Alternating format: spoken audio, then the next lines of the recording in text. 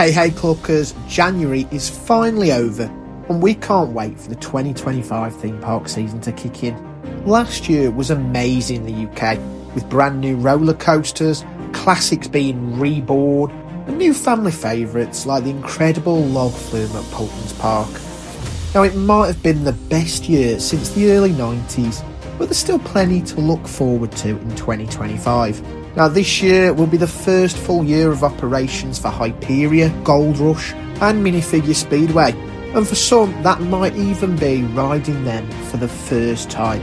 But if like us you've already experienced them, here's our top 5 things to be excited about going into the 2025 theme park season in the UK.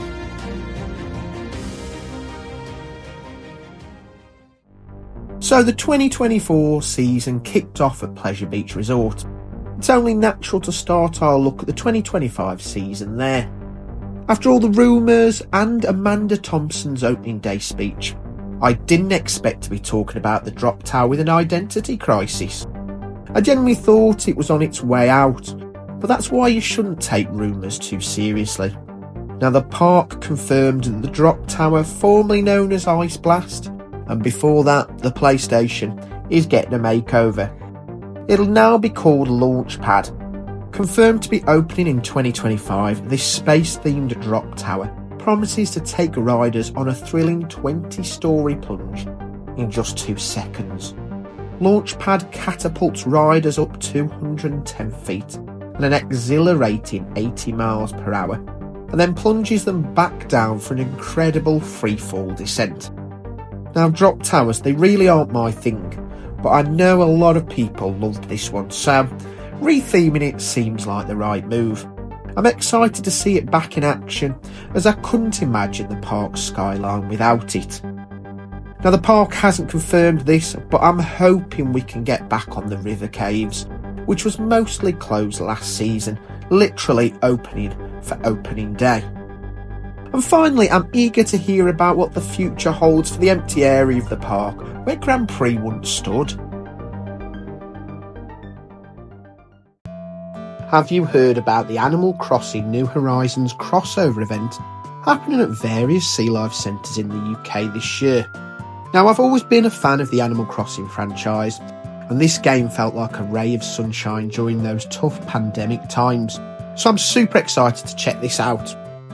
The event itself starts at Sea Life Manchester on February the 8th, and it'll travel all over the UK, stopping at Birmingham, Brighton, London, and then finishing off at Chessington World of Adventures. So what can we expect from this event? Well, you'll be able to collect character stamps, learn some cool facts about the sea life, and keep an eye out for Gulliver. And guess what? There's even an exclusive meet and greet with Tom Nook and Isabella.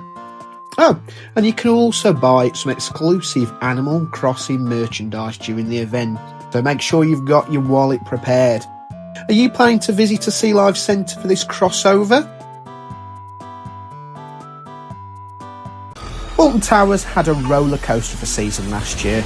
They announced that the Blade, Flavio and the Dungeons wouldn't be reopening in 2025, but guess what? They also teased a new flat ride. Turns out it's a horse top spin that will take the place of the old Ripsaw ride. It's themed to fit in with the new storyline in the Valley and Nemesis Reborn. Get this, the ride is made from the venom of the Nemesis creature. They've named it Toxicator and it'll have a height restriction of 1.4 metres. Now the park is going all out on theming, so I'm sure it's going to be a sight to behold.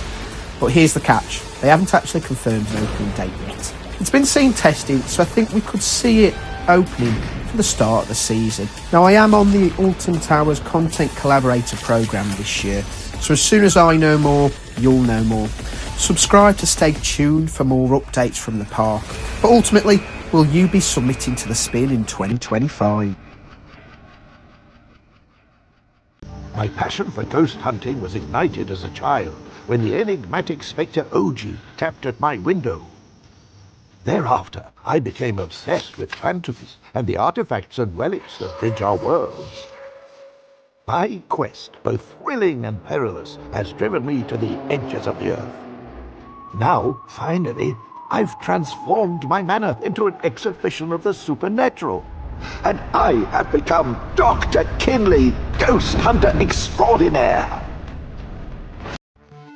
Last season we had the amazing opportunity to attend a superfan event at Poulton's Park. It was an incredible experience with exclusive ride time and a presentation by the park's CEO. During the presentation they revealed a new investment for 2025, an interactive dark ride called Ghostly Manor. Picture this, you'll be in an 8-seater carriage rotating through a theatre as you progress to the next scene. You'll even have a phantom phaser to catch any mischievous ghosts that might have escaped by shooting at the apparitions. All this while you'll be immersed in a wondrous and eerie setting, and at the end of the adventure your ghost catching score will be displayed. Reminds me of Duel, to be fair. Now this ride will be located in the old 4D cinema building and it's set to open on May 17th. Given Poulton's track records, I have really high hopes for an impressive ride with incredible theming. But to be fair, that wasn't the only thing they teased us about. They also hinted at something big and Viking themed for 2026. Now the rumour mill is already abuzz with speculation about water coasters and even an RMC, so I can't wait to hear more about this exciting new addition to Poulton's Park. Could we be seeing a brand new theme park heading to the UK soon? Miles northwest of London, and Universal's brought around 476 acres in Bedfordshire, close to the town of Kempston. It was previously home to a brickworks and includes some farmland as well. Let's bring in our business presenter Ian King. He's here with us, and we should remind our viewers that, of course, Universal Studios, a sister company of Sky's, both owned by Comcast. So, Ian, what's the sort of potential timeline and scale of what we're talking about here? Well, this is a colossal investment, potentially by Universal. They haven't put a precise number on it, but the initial stages, you're talking several £billion.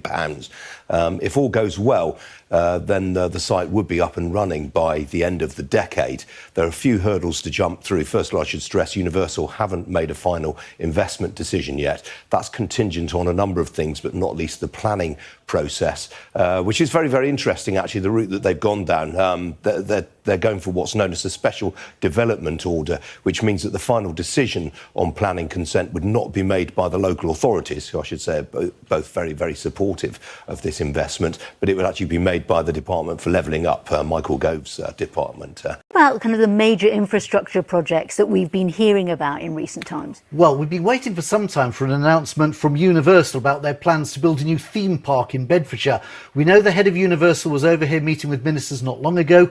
Guess what? We might hear some exciting news soon about whether the UK will get a Universal theme park. This would be a huge deal for the theme park world and could totally shake things up here in the UK. We're huge fans of the Universal parks, so we're keeping our fingers and our toes crossed. But just imagine if the announcement comes soon. The whole year will be filled with speculation about what parks will include, new ride types based on popular IPs. It's going to be lots of fun. I've seen YouTubers waiting in fields for the park to open, so this is going to be massive. If it's announced, I'm sure the other UK parks will go into emergency mode and announce a bunch of plans for future investments. So, this is the thing I'm most excited about this season.